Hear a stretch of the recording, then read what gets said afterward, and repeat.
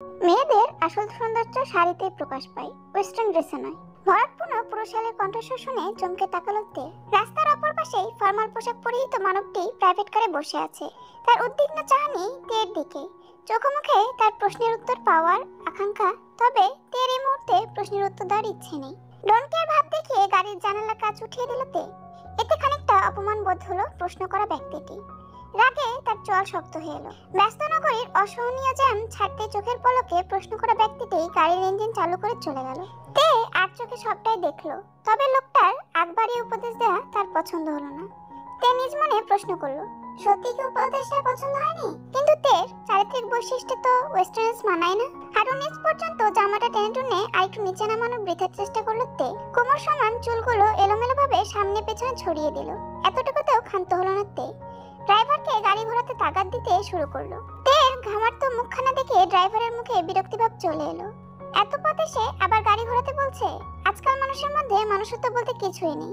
নেহাত মালিক আদেশ করেছে, নয়তো সকলের মতো ড্রাইভারের দু চোখের বিষতে। ড্রাইভার গাড়ি রাস্তায় একপাশে দাঁড় করালো। পিছনে ফিরে তের দিকে বিরক্তি চোখে তাকিয়ে বলল, আমি তোমার টাকায় খাই না, মালিকের নুন খাই। আর আদেশ অমান্য করলে চাকরি থাকবে না। বলি কি, বিদেশি পোশাক পরতে পারো না তো পরে আসলে কেন?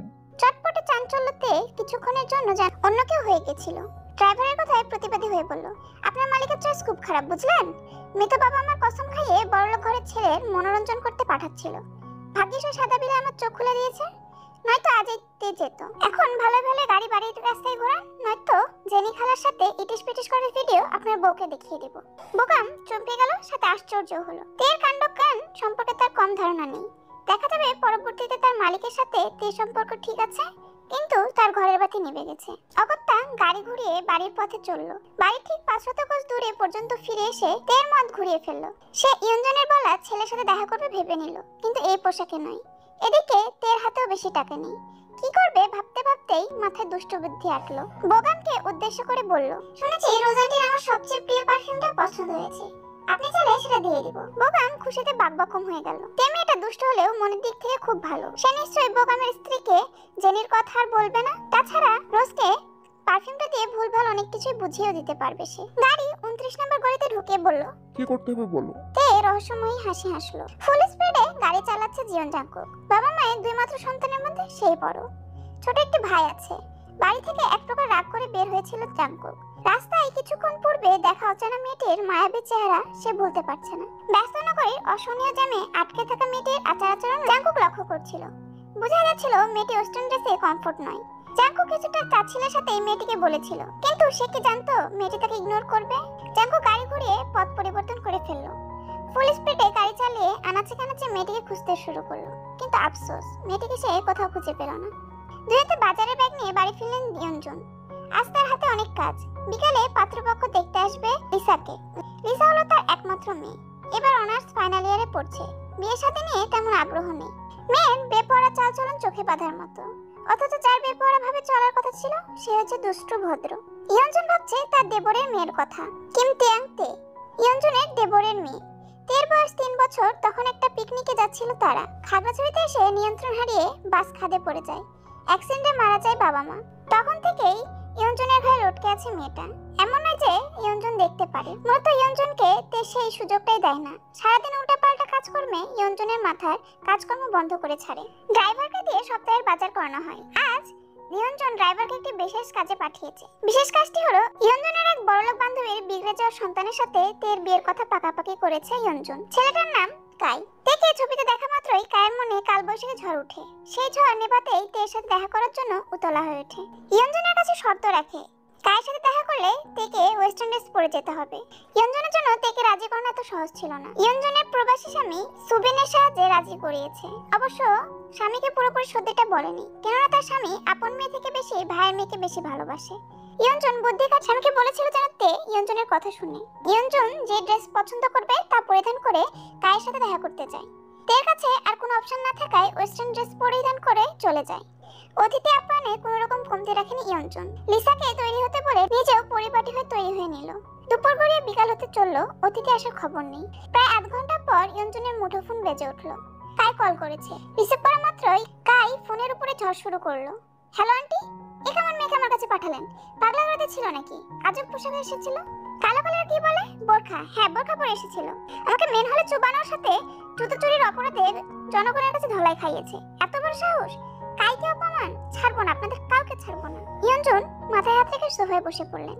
তের জন্যই তো কাই নামক বখাটিকে বাছাই করেছিল, নয়তো এমন গুন্ডার সাথে কে সম্পর্ক করতে যায়। ইয়ঞ্জন উত্তর দিতে পারলো না। তার আগে কলিং বেল বাজতে শুরু করলো। ইয়ঞ্জন ভেবে নিয়েছে তে এসেছে, কিন্তু না। ইয়ঞ্জনের ধারণা ভুল প্রমাণিত করে লিসাকে দেখতে আসা পাত্রপক্ষ চলে এসেছে। রাগান্বিত চেহারায় হাসির ঝিলিক আনার বৃথা চেষ্টা করলো ইয়ঞ্জন। বলল, শোন, দাঁড়িয়েছেন কেন? পাত্রের বাবা কিম নামজুন ও মা কিম সকজিন ভেতরে ঢুকতে ঢুকতে বলল, ছেলেটার জন্য আসতে দেরি হয়ে গেল, কিছু মনে করবেন না পা। ইয়ঞ্জন মিথ্যা হাসি হেসে বলল, সমস্যা নেই, আপনারা এসেছেন এতে আমি ধন্য। কথাটা বললেও বারবার সদর দরজার দিকে তাকাচ্ছে ইয়ঞ্জন। পাত্রের মা ব্যাপারটা লক্ষ্য করে হাসি মুখে বলল, আমার দুই ছেলে একসাথে আসবে তো, তাই দেরি হচ্ছে। ইয়ঞ্জন মেকি হেসে জেনিকে ডাকার বাহানায় রান্নাঘরে চলে গেল। প্রায় 20 মিনিট পর পাত্র ও তার ছোট ভাই এসে উপস্থিত হলো। ইয়ঞ্জন পাত্রকে দেখে দিশেহারা। এগিয়ে এসে কোথায় বসাবে, কি করবে দৌড়ঝাঁপ করতে শুরু করলো। পাত্রকে সোফায় বসানো হলো। পাত্রের ছোট ভাই বয়স 7 থেকে 8 বছর।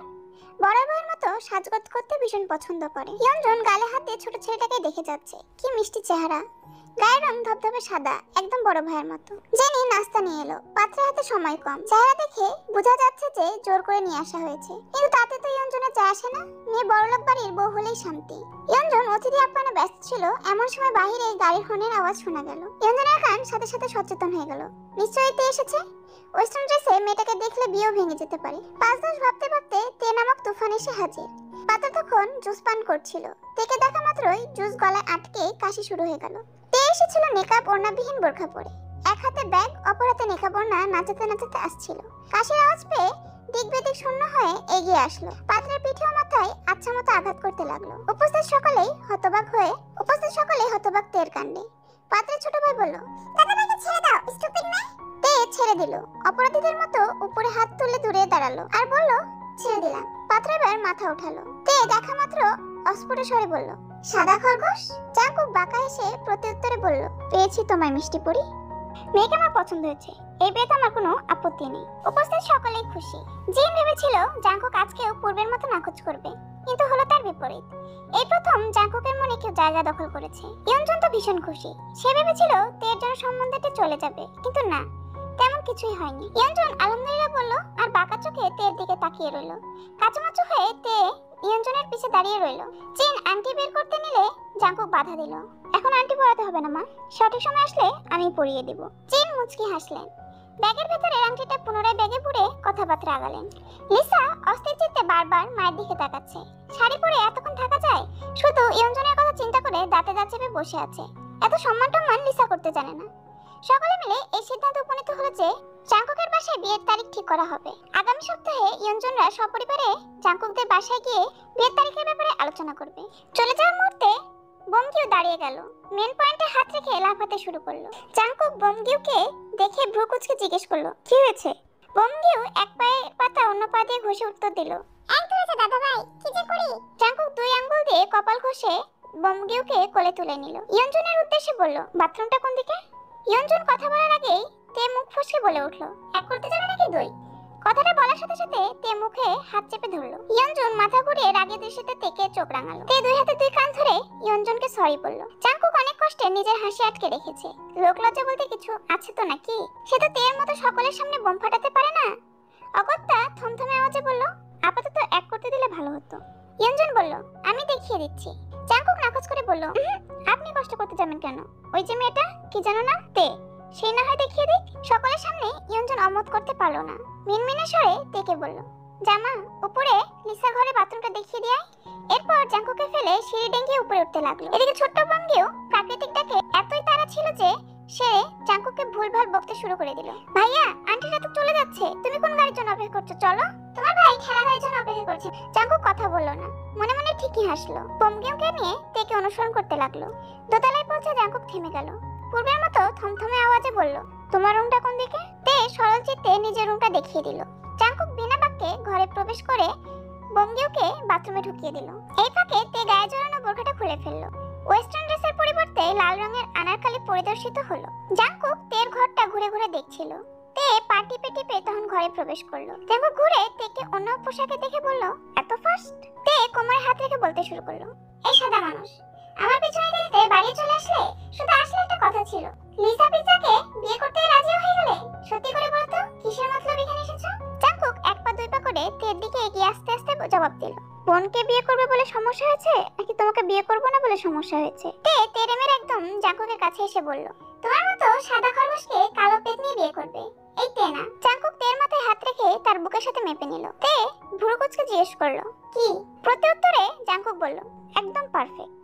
এর মধ্যে বঙ্গিও বাথরুম থেকে বের হলো। বেচারা প্যান্টের চেন আটকাতে পারছে না, নিচের দিকে তাকিয়ে চেন আটকানোর চেষ্টা করে যাচ্ছে।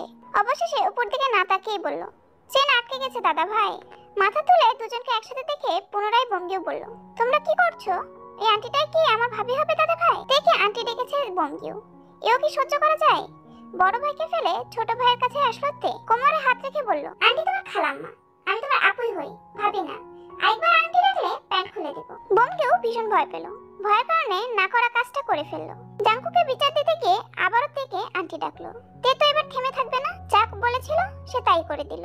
বঙ্গিও সামনে থাকবে না পিছে বুঝতে না পেরে কান্না করে দিল। ব্যাপারটা এত জলদি এতটা দূরে গড়িয়ে যাবে জাঙ্কুক বুঝতে পারেনি। তে এক মিনিট অপেক্ষা করলো না, কানে হাত দিয়ে দৌড়ে পালালো।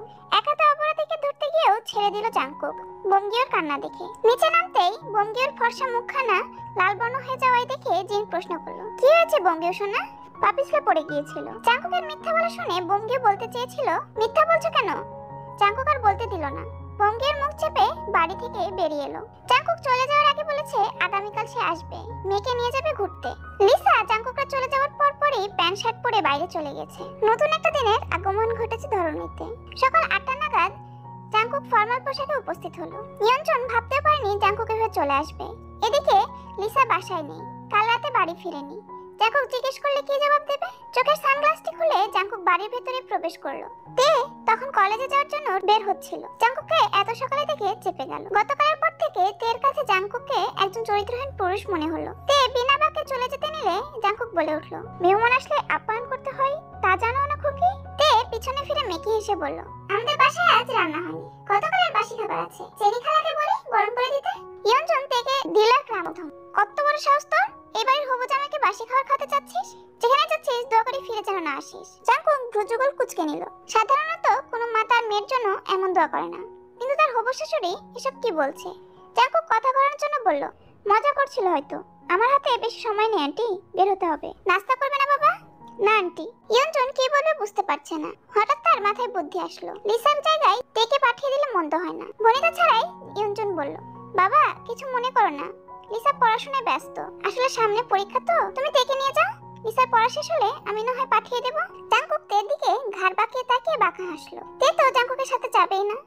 ইয়ঞ্জনকে শাসিয়ে বলল, খবরদার চাচি, লিসা পিচ্ছে আবার বোঝা আমার ঘাড়ে ঝুলাবে না। ইয়ঞ্জন চোখ রাঙালো তেকে, এক প্রকার জোর করে জাঙ্কুকের সাথে পাঠিয়ে দিল। জাঙ্কুক তের অবস্থা দেখে বাঁকা হাসলো, বিড়বিড় করে বলল, সবে তো শুরু, তোমার হৃদয়ে আমার নাম একে ছাড়বো মিষ্টি পরি।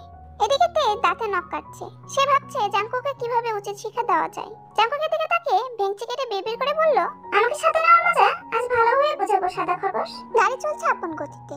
তে নীরবতা পছন্দ করে না, অথচ জাঙ্কুক সে কখন থেকে গাড়ি চালিয়ে যাচ্ছে, নিজেও কথা বলছে না, তেও কথা বলার সুযোগ পাচ্ছে না। অকথ্যে বাইরের দিকে তাকিয়ে গুনগুন করে গান গাইতে শুরু করলো। এমন অদ্ভুত গান জাঙ্কুক এর আগে কখনো শুনেনি। গুনগুন করতে করতে কখন যেতে নিজের ফর্মে চলে আসলো নিজেও জানে না। দুলা ভাই ও আমার দুলা ভাই, আমারে নিয়া তুমি ভাইকা গাইবা কি? জাঙ্কুককে শুনে শুনে বেসুরে সুরে গান গাইছে তে। জাঙ্কুক আর চোখে কলেজ ড্রেস পরিয়ে তা তেকে দেখে নিল। তে গলায় ঝুলে থাকা আইডি কার্ডের দিকে তাকালো জাঙ্কুক, যেখানে চশমা চোখে দুই বেরুনি চুলে তের হাস্যোজ্জ্বল ছবি ভাসছে। নিচে তের পুরো নাম লেখাও চোখে পড়লো জাঙ্কুকে। স্পষ্ট সুরে দুইবার পুরো নাম উচ্চারণ করলো জাঙ্কুক, কিম তেয়াং তে। জাঙ্কুকের কাছে তের তেয়াং নামটা বেশ পছন্দ হলো। সে ঠিক করে নিল ভবিষ্যতে তেকে তেয়াং বলে ডাকবে। জাঙ্কুকের ভাবনায় ছেদ পড়লো তের জোর গলায় গান শুনে। ইতিমধ্যে গাড়ির মধ্যে ঝড় তুফান তুলে ফেলেছে মেয়েটা। জাঙ্কুকের কাছে মনে হলো গাড়ি নড়ছে। জাঙ্কুক আর সহ্য করতে পারলো না, ধমক দিয়ে ফেললো, স্টপ তেয়াং, গাড়ি ব্রেক ফেল করাবে নাকি? জাঙ্কুকের সম্বোধন শুনে তে এমনিতেই থেমে গেল, অবাক চোখে তাকিয়ে রইল, চোখের পলক ফেললো না। জাঙ্কুক তা দেখে বাঁকা হেসে বলল, গুড গার্ল। তে এবার যেন কথা বলার সুযোগ পেল। সে জাঙ্কুকের দিকে ফিরে বলল, তুমি আমার নাম জানলে কিভাবে? তোমার আইডি কার্ড দেখে। জাঙ্কুকের সহজ স্বাভাবিক উত্তর, অথচ কথার মাঝে দুষ্ট কথার আভাস পাচ্ছে তে। সে একদম প্রস্তুত ঝগড়া করার জন্য, কিন্তু কি বলে ঝগড়া শুরু করবে? শালির সাথে ডিসটেন্স মেনে চলবে দুলাভাই। দুলাভাই ডাকটা শুনে জাঙ্কু গাড়ি থামিয়ে দিল। এতক্ষণ গানের তালে তালেই তাকে ডাকছিল, এখন সরাসরি ডাকছে। জাঙ্কুক রক্তিম চোখে তের দিকে তাকিয়ে বলল, আজ দুলাভাই ডেকে আনন্দ পেলে ইটস ওকে, কিন্তু পরের বার দুলাভাই ডাকলে 10 বার ভেবে ডাকবে। আমি যতদূর জানি বোনের স্বামীকে দুলাভাই ডাকতে হয়, দুলাভাইকে দুলাভাই না রেখে কি ডাকবো? তে কিছুক্ষণ ভেবে নিল, শেষে তার মাথায় দারুণ বুদ্ধি আসলো। সে নড়ে চড়ে খানিকটা উৎফুল্ল স্বরে বলল, তুমি কি লজ্জা পাচ্ছ? আরে লজ্জা পেও না। আচ্ছা ঠিক আছে, তুমি কাছ থেকে সাদা খরগোশ ডাকবো। অবশ্য কাল থেকে তোমাকে সাদা খরগোশ বলে ডেকেই যাচ্ছি। জাঙ্কুক ভ্রুকুচকে বলল, সাদা খরগোশ? তে উত্তর দিল, আমার সাদা ধবধবে গায়ের রং তোমার, পশমগুলো সোনালি যেন খরগোশের রং। দেখো তোমার হাতটা একদম সাদা, আমি নিশ্চিত তোমার বুকটা এমন ধবধবে সাদা হবে। জাঙ্কুক তের কথায় বাঁকা হাসলো। তের দিকে সামান্য চোখে বলল, আমার বুক কেমন সাদা না তা দেখার জন্য কিন্তু তোমার কাছে যাচাই করার অপশন আছে, কি দেখবে? তে ভরকে গেল, লজ্জা পেল, গাল দুটো গোলাপি বর্ণ ধারণ করলো। তে ভেবে নিল সম্বন্ধে দুলাভাই বলে মস্কার করছে, কিন্তু জাঙ্কুক তো মজার মুডে নেই। সে তেকে ভয় দেখানোর জন্য আরেকটু এগিয়ে এসে ব্লেজার খুলে ফেললো। বুকের কাছে একটা একটা করে বোতাম খুলতে লাগলো। তে সম্মোহিনী হয়ে নির্লজ্জের মতো জাঙ্কুকের ধবধবে সাদা বুক ড্যাব ড্যাব করে তাকিয়ে রইল। জাঙ্কুক ভেবেছিল তে লজ্জা পাবে, ভয়ে চিৎকার করবে, কিন্তু না, তে কিছুই হলো না। জাঙ্কুক এবার লজ্জা পেয়ে খুলে রাখা দুটো বোতাম আটকাতে শুরু করলো। তে তা দেখে আনমনে বলল, দেখাবে না? জাঙ্কুক ব্লেজার পরতে পরতে বলল, বাসর রাতে দেখাবো। কি? তে হা করে তাকিয়ে রইল। জাঙ্কুক তা দেখে বাঁকা হাসলো। জাঙ্কুক এইমাত্র এটা কি বললো তে তা ভেবেই গেল।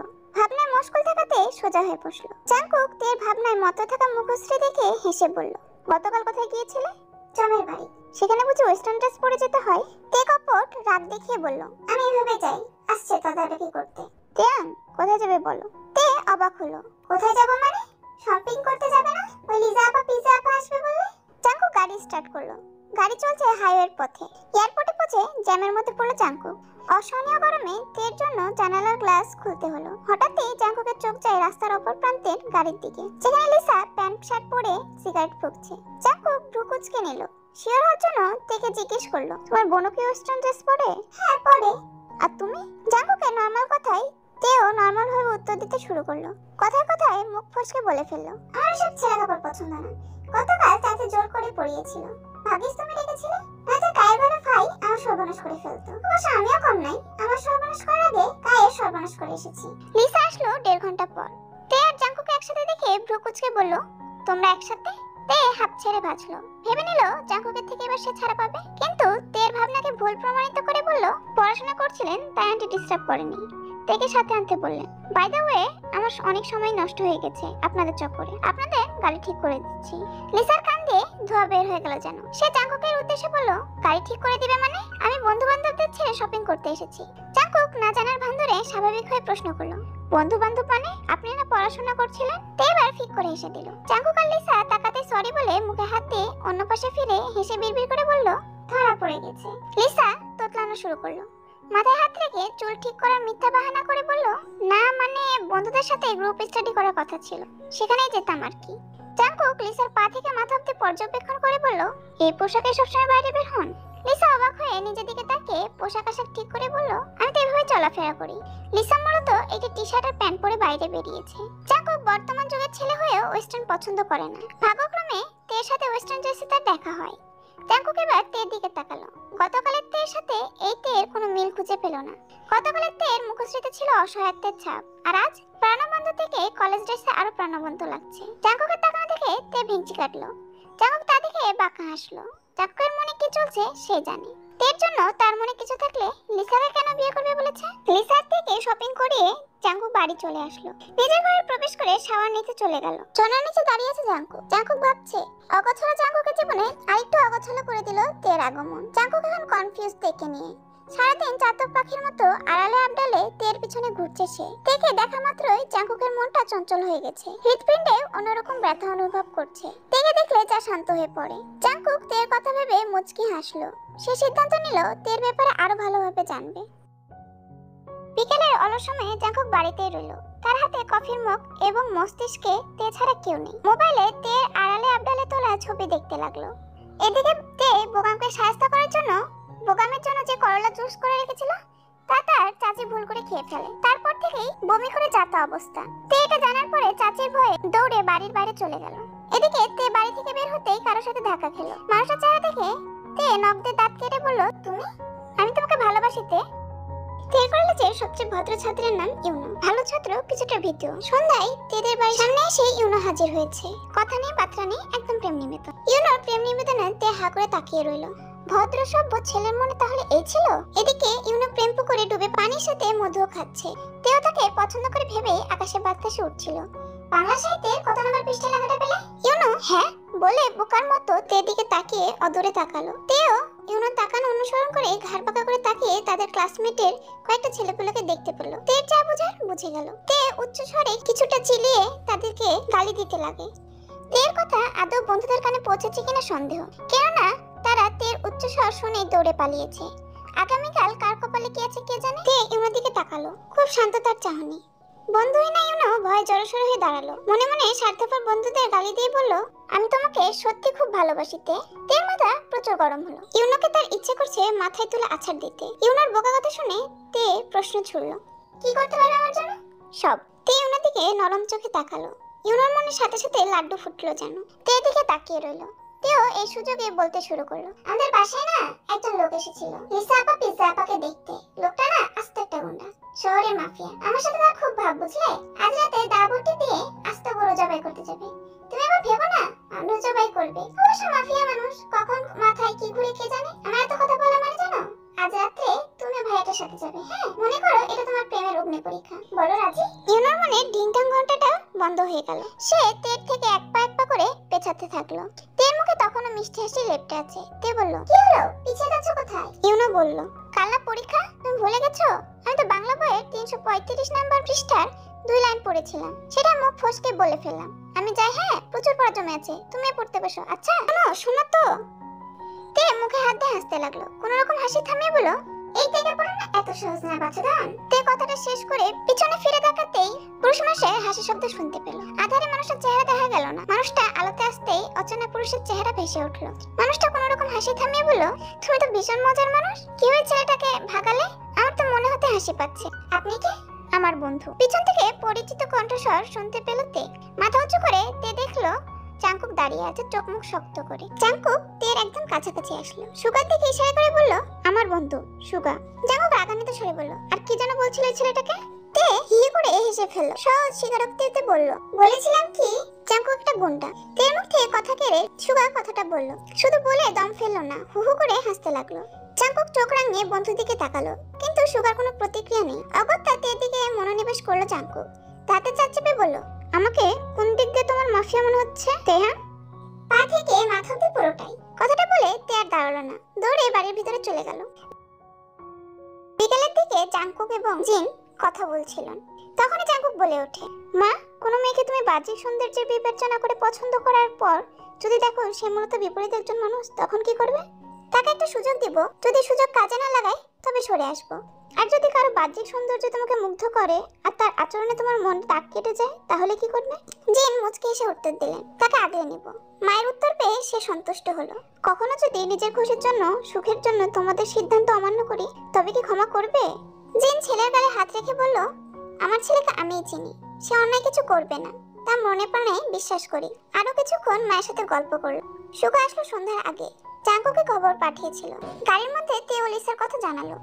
তের প্রতি বিশেষ টানের কথা জানাতে ভুললো না। তের হরেক রকম পাগলামের কথাও জানালো।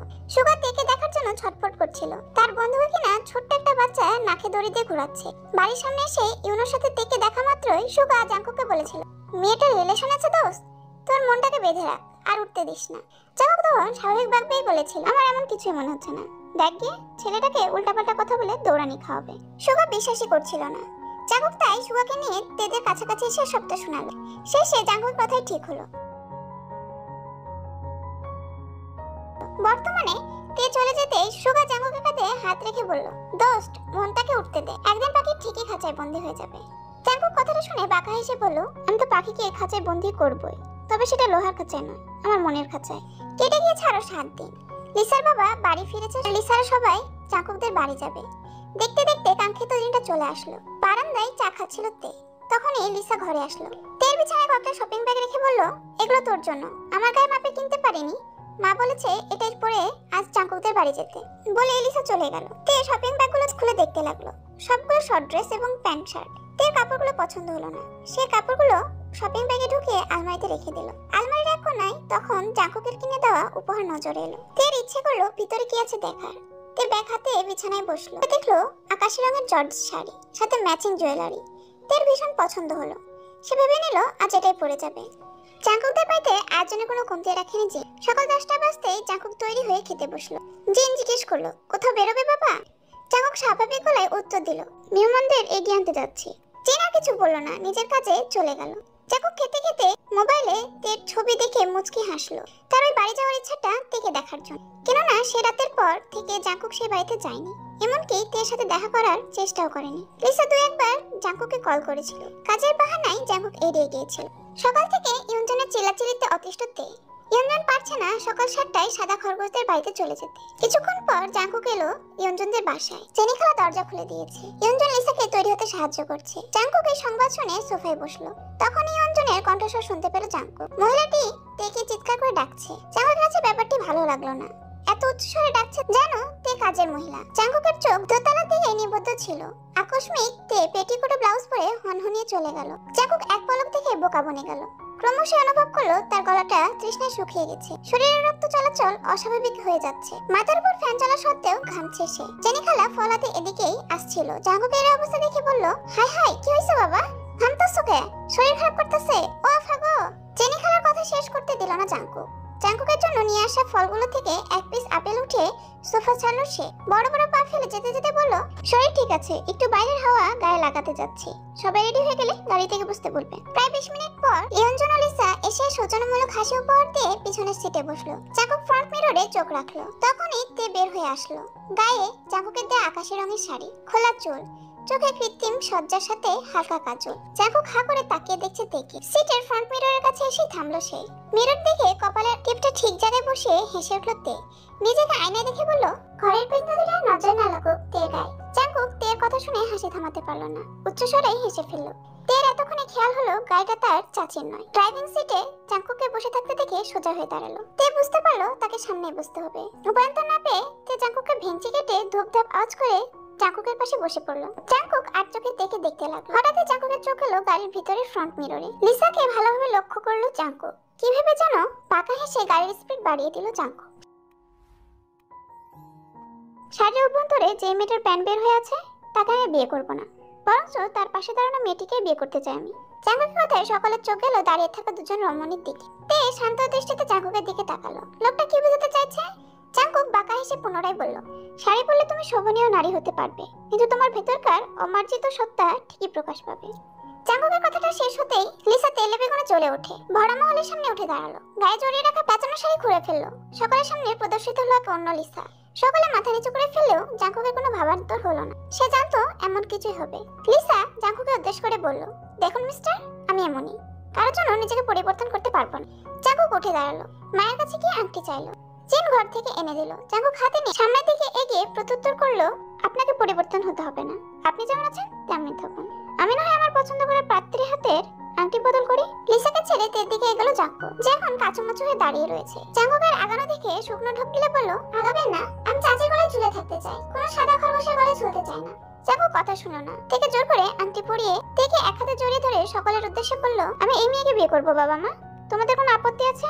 জিনও নামজনের কোনো সমস্যা নেই। তাদের ছেলে যাকে পছন্দ করবে তারা তাকেই পুত্রবধূ হিসেবে গ্রহণ করবে। কিন্তু সমস্যা হলো ইয়ঞ্জনের। অপমানজনক মনে হলো তার কাছে। ইয়ঞ্জন এগিয়ে গেল, মেয়েকে আগলে নিয়ে বলল, আমাদের বাড়িতে ডেকে এনে আমাদের অপমান, এই সম্পর্ক আমি মানবো না।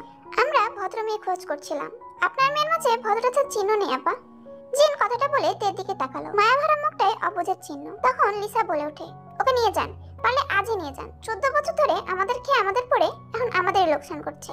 জিন কথা শোনা মাত্র ছেলের দিকে তাকালো। জাঙ্কুক এমন কথা শোনার জন্য প্রস্তুত ছিল না। সে কিছু বলবে তার আগেই তের আসল রূপ প্রকাশ পেল।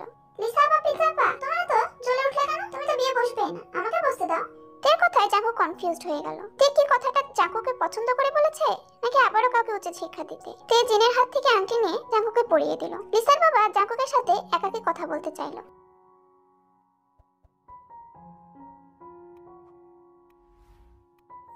অনেক সময় পেরিয়ে গেল। তেকে জিন দোতলায় নিয়ে আসলো। ইয়নজন স্পষ্ট বলে গিয়েছে তেকে সে বাড়িতে জায়গা দিতে পারবে না। তেকে দোষারোপ করছে ইয়নজন। অকথ্য ভাষায় গালিগালাজ করে চলে গেছে। এদিকে তে দাঁত দিয়ে নখ কাটছে। সে ভাবছে নতুন বিপদ থেকে কিভাবে রক্ষা পাবে। এর মধ্যেই বমগিউ বলে ওঠে, ইয়াক, তুমি জীবনও কেন খাচ্ছ মিষ্টি পরি? তে বমগিউর দিকে তাকালো। তে হেসে হাতের ইশারায় বমগিউকে কাছে ডাকলো। বমগিউ আসলে তে বমগিউকে কোলে বসিয়ে বলল, এগুলো জীবাণু না, এগুলো অমৃতের মতো স্বাদ। অমৃত কি মিষ্টি পরি? তে মাথা চুলকে কোনো উত্তর বের করতে পারলো না। তের হাতে এখন কাজ নেই, তাই ভাবলো বমগিউকে শিক্ষাদান করবে। তে বমগিউর নখগুলো ধরে শেখাতে লাগলো কিভাবে নখ কামড়াতে হয়। বমগিউ কুটকুট করে নখ কাটতে শুরু করলো। দুজনে মিলে নখ কামড়াতে শুরু করলো। লিসার বাবাকে বিদায় জানিয়ে জাঙ্কুক উপরে আসছিল। জাঙ্কুক এসে দুজনের প্রতিযোগিতা দেখে কথা বলার ভাষা হারিয়ে ফেললো। বমগিউ ততক্ষণে দাঁত দিয়ে নখ কাটার এক্সপার্ট হয়ে গিয়েছে। সে হাতে 10টা আঙ্গুল শেষ করে পায়ের দিকে হাত দিচ্ছিল। জাঙ্কুককে দাঁড়িয়ে থাকতে দেখতে পেল সে। মিষ্টি হাসি দিয়ে বলল, আমি আর মিষ্টি পরি মিলে অমৃত খাচ্ছি দাদা ভাই, তুমি খাবে? জাঙ্কুকের মাথায় যেন আগুন ধরলো। সে মাথার চুল খামচে ধরে নিজেকে শান্ত করতে চাইল। জাঙ্কুক ধমকে সরে বলল, বমগিউর সাথে সাথে তুমিও কি বাচ্চা হয়ে গেলে তেয়া? বমগিউ তের হয়ে উত্তর দিল, মিষ্টি পরিকে বকছো কেন দাদা ভাই? তোমার মিষ্টি পরি যে ভালো কাজ শেখাচ্ছে তাই বকছি। আজ থেকে আমি মিষ্টি পরির দলে দাদা ভাই, তুমি একদম বকবে না। আচ্ছা বমগিউ বাবু, তোমার মিষ্টি পরিকে বকবো না, কিন্তু আজ যে মিষ্টি পরিকে একটু একা ছাড়তে হবে। মিষ্টি পরিকে কিছু মিষ্টি উপহার দেবো। তুমি চাও না তোমার মিষ্টি পরি উপহার পাক? দেখে টাটা জানিয়ে আমি দৌড়ে পালালো। এদিকে তে কি করবে ভাবতে লাগলো। জাঙ্কুককে এই মুহূর্তে তের সুবিধার মনে হচ্ছে না, তাই পা টিপে টিপে তে বাথরুমে গিয়ে দরজা আটকে দিল। কয়েক সেকেন্ডে কাজটা করে ফেলায় জাঙ্কুক থেকে হাতে নাতে ধরার সুযোগ পেল না। দরজা আটকানোর শব্দ শুনে জাঙ্কুক দরজার কাছে এসে করাঘাত করতে লাগলো। শান্ত স্বরে বলল, পালিয়ে যাবে কোথায় তেয়াং? বের হও তেয়াং, কথা আছে। তে বের হলো না, উল্টা বলল, আমি আপনাকে বিয়ে করবো না সাদা খরগোশ। জাঙ্কুকের জল শক্ত হয়ে আসে। সে কোনো উত্তর না দিয়ে বিছানায় অ্যাশ করে বসলো। অপেক্ষা করতে লাগলো তে নামক দুষ্টু মেয়ের।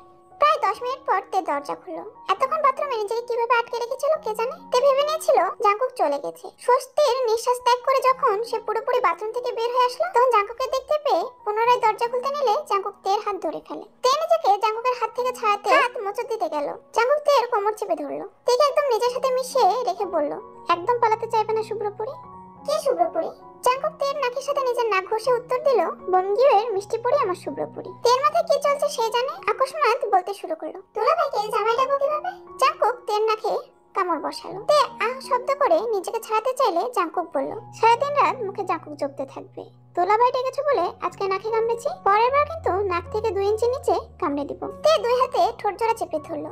জাঙ্কুক মুচকি এসে তের কপালে গাঢ় ওদর ছুঁয়ে বলল, আমি তোকে ভালোবাসি তেয়াং। নিজের মনের কুঠুরিতে জাঙ্কুকের নাম লিখে রেখো। পালাতে চেষ্টা করলে কিন্তু জাঙ্কুকের খারাপ দিকটা দেখিয়ে দেব। শান্ত স্বরে কঠিন ভাষায় কথাতে বুঝতে পেরে শুকনো ঢোক গেল। জাঙ্কুকের খরগোশের মতো সাদা শরীরের দিকে তাকে আপন সুরে বলল, আমি কি নিজের কাছে নিজেই কুড়াল মারলাম? বাড়িতে এসে লিসা ভাঙচুর শুরু করলো। জাঙ্কুককে লিসার পছন্দ ছিল না, কিন্তু জাঙ্কুকের অপমানটা লিসার সহ্য হলো না। মনের মধ্যে জাঙ্কুকে নিয়ে আক্রোশ সৃষ্টি হলো।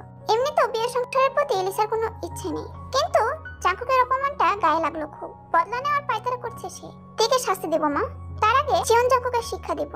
গালে হাত থেকে তে কফি শপে বসে আছে। জাঙ্কুকের থেকে এক প্রকার পালিয়ে চলে এসেছে সে। ওই বাড়ির মানুষ সবাই মহাপাগল। জাঙ্কুক নামক সাদা খরগোশ তো তেকে পেলে খাবড়ে ধরতে চায়। তে সব জড়াজড়ি ধরাধরিতে অস্বস্তি হয়। বুকের বাম পাশটায় অদ্ভুত অনুভূতি হয়, এমন আগে কখনো হয়নি তের সাথে। গালে হাত রেখে গভীর মনোযোগ সহকারে ভাবছে। আকস্মিক সুগা চলে আসে তের সামনে। তে সামান্য ভয় পেল। সুগাকে চিনে তে, জাঙ্কুকের সাথে দেখেছে কিছুদিন আগে। হঠাৎ তের মনে খেয়াল এলো সুগা এখানে, তার মানে সাদা খরগোশ এখানে থাকবে। সুগা দাঁত বের করে হেসে তেকে ডাকলো, ভাবি। তে চিবিয়ে চিবিয়ে উত্তর দিল, ভাবি আপনার চাচি। সুগা বিষম খেলো, আজ থেকে চাচি ডাকি? কি বলেন ভাবি? তের কপাল কুঁচকে এলো। সুগাকে রাম ধমক দিতে ইচ্ছে হলো, কিন্তু সুগা তো তার বড়। হঠাৎই মনে হলো সুগা তাকে সাহায্য করতে পারে, তাই কৃত্রিম হেসে বলল, যা ইচ্ছে তাই ডাকে। খরগোশের বিড়াল দোস্ত, আমার কোনো সমস্যা নেই, তবে আপনার বন্ধুর আমাকে নিয়ে অনেক সমস্যা। বিড়াল দোস্ত? আর রাখেন তো নাম দাম, শুনেন তো আমার কথা আগে। সুগা মনোযোগ সহকারে শুনলো। তের মতো চাপা স্বরে বলল, ঠিকই বলেছো তে। জাঙ্কুক আস্তে একটা খাটাস। তোমার মতো ভোলা ভালা মেয়েকে কিভাবে পছন্দ করলো? তে মনে মনে খুব খুশি হলো। বোকাশোকা লোকটাকে আরেকটু বাজিয়ে নিতে বলল, আপনি কত ভালো। আমার বন্ধু যেমন ভালো, আমিও তেমন ভালো তেয়াং। চলো ভালোর প্রমাণ দিই। কথাটা বলে জাঙ্কুক তের হাত চেপে ধরলো। সুগার দিকে চোখ ছোট ছোট করে তাকিয়ে বলল, বলল, ভাবিকে বলতে হবে, দেখছে যে তার স্বামী পথে ঘাটে মেয়েদের সাথে লাইন মারে। সুগার মুখে আধার নেমে এলো। তোর মনে এই ছিল শালা, আজ থেকে কারো উপকার করবো না। এসেছিলাম তোর হয়ে ভাবিকে পটাতে, আর তুই কি ভাবলি? আসবো না তোর বউয়ের কাছে, তোর কাছেও আসবো না, এই জীবনে আর রাখবো না। বিদায় বন্ধু, বিদায়। সুগা ততক্ষণে হনহনে চলে গেল। চমক দেখে নিয়ে ক্যাফে থেকে বের হয়ে আসলো। হাঁটতে হাঁটতে জিজ্ঞেস করলো, এমন উদ্ভট নাম কোথায় পাওয়া? উত্তরে তে চঞ্চল মুখে বলল, আপনার নামটা সুন্দর না, সাদা খরগোশ। কেন এই নামটা দিয়েছে জিজ্ঞেস করবেন না? থাক আমি বলছি, আপনার সেই ধবধবে সাদা ঠিক খরগোশের মতো, তাই আপনাকে সাদা খরগোশ ডাকি। জাঙ্কুক হাসলো, মনে মনে তেকে বাচ্চা বলে সম্বোধন করলো। তের হাতে অধর ছুঁয়ে বলল, সাদা খরগোশ ডাকার কারণ আরো একবার বলে ফেলেছো তেন। তের জিহ্বা কাটলো, কি বলতে কি বলে ফেলেছে সে ভেবে লজ্জা পেল। জাঙ্কুক তের জন্য গাড়ির দরজা খুলে দিল।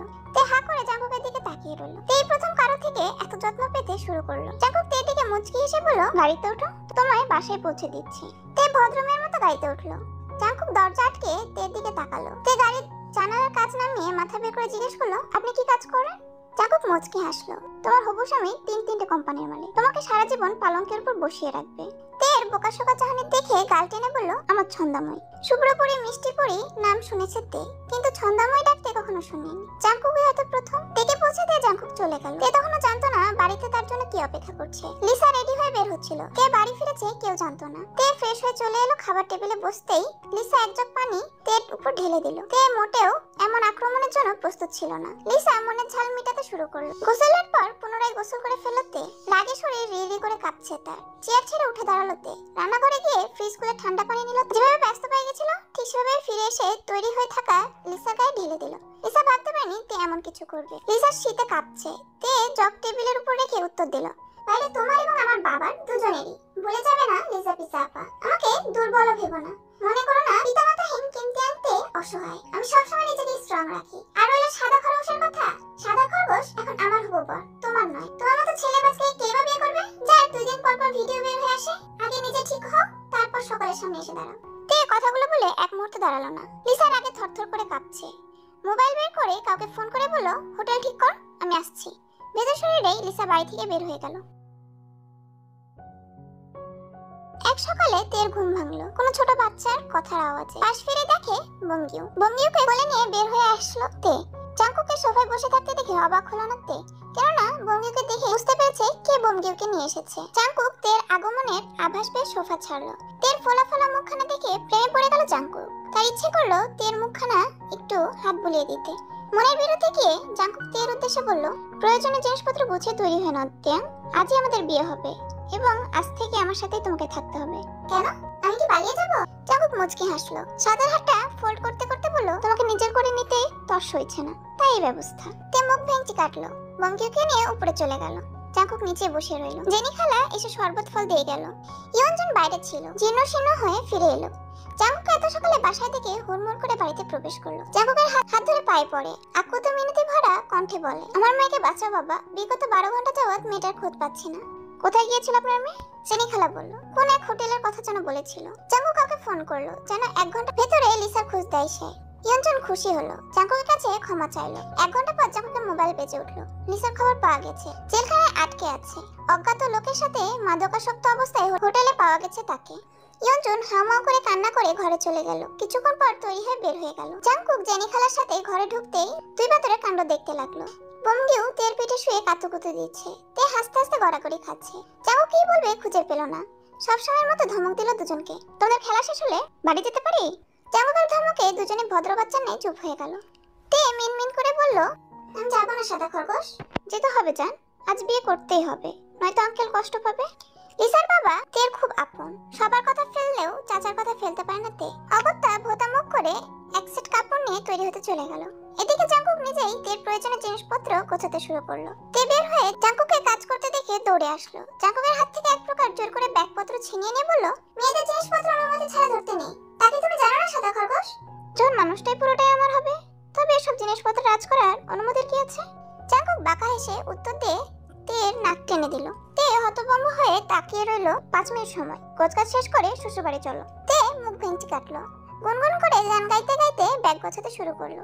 তে এত সহজে রাজি হওয়ার পেছনে কারণ আছে। লিসার বাবার পরিবারের উপর ভরসা নেই, দেখে নিজেদের স্বার্থে মেরেও ফেলতে পারে। এদিকে জাঙ্কুক তের ব্যাপারে খুবই পজিটিভ, জান দিয়ে হলেও তেকে আগলে নিবে। এসব বোঝাতে বোঝাতেই তে রাজি হলো। অবশ্য তেও জাঙ্কুকের প্রতি দুর্বল, তা না হয় জাঙ্কুক